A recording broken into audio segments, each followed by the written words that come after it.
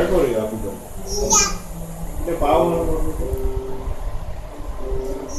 Body മാത്രം തരും, പിന്നെ വേറെ ഇത് കൊണ്ടുതരും.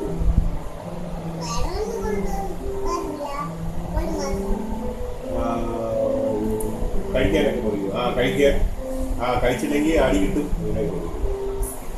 ഈ അപ്പൂപ്പൻ പറയുമോ? എന്തോ ഉണ്ട്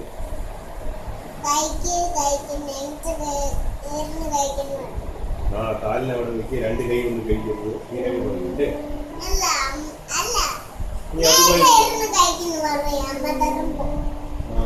പിന്നെ 2 കൈ കൊണ്ട് ചപ്പാത്തി എടുക്കരുതെന്നൊക്കെ പറഞ്ഞിട്ടുണ്ട് കാലത്ത്.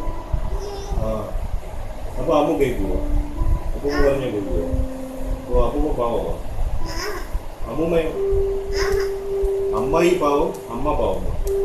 അജിയോ? അജി വഴക്ക് പറയണ്ട അമ്മൂമ്മ.